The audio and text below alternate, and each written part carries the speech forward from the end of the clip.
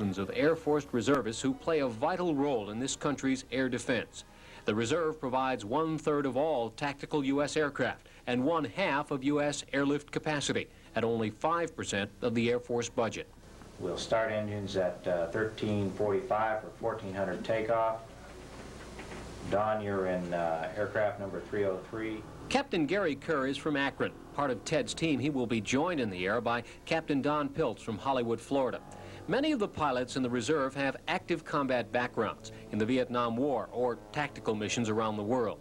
It takes about a year to train a jet pilot with no guarantees that he'll be effective in combat situations. Well, that's like saying, as a rookie on a baseball team, a good player. Well, he may be and he may not be, but you could usually expect him to be better after a few years.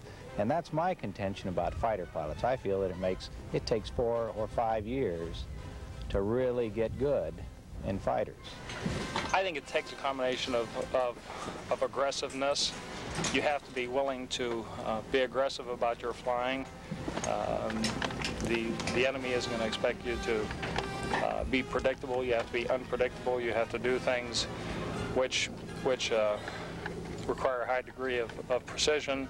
And of course, the most important thing is being able to put the ordnance on the target. The A-37B Dragonfly jet is the world's smallest combat plane.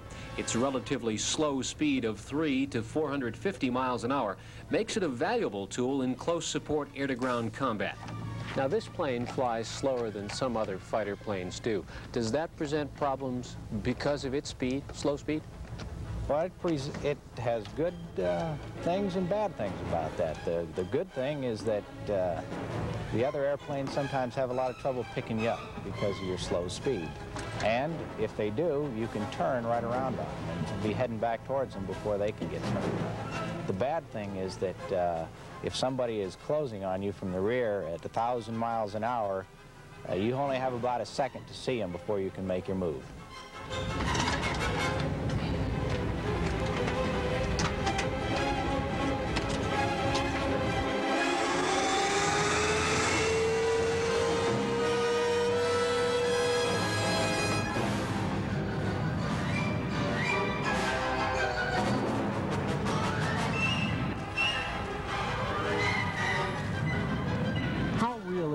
Are the practice bombing runs in comparison to a real bombing run?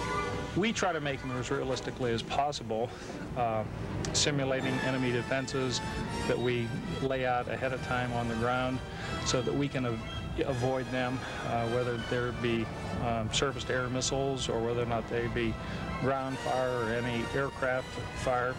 We lay them out so that we can simulate a real operation as much as possible, so that when we do get into the real situation, you're aware of it.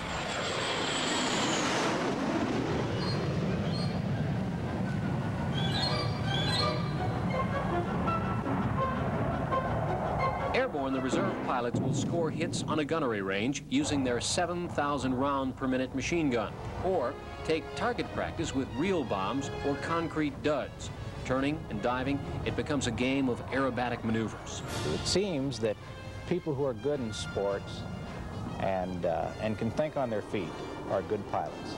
The average Air Force Reserve pilot has 9 years of experience in the cockpit and spends 1 day a week and 1 weekend a month in combat training, the kind of training to give you the edge to fly well and stay alive. Statistics show that in combat, if a jet fighter pilot survives his first 10 missions, his chances for staying alive triple after that.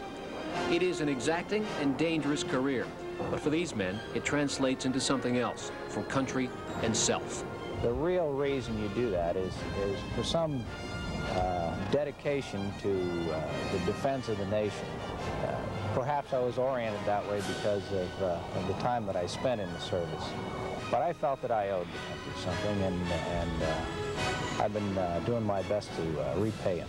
I know that it requires a high degree of precision to do this type of thing, and I enjoy the challenge of doing it exactly as we're supposed to be doing it. So that's my biggest fun, is the challenge of flying it, and just the sheer pleasure of flying.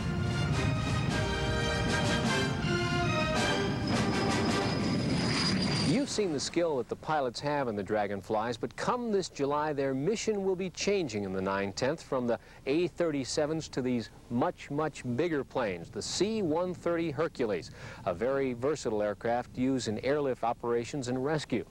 There'll be some changes in training and also some new facilities being built here at Youngstown to house the aircraft and the pilots.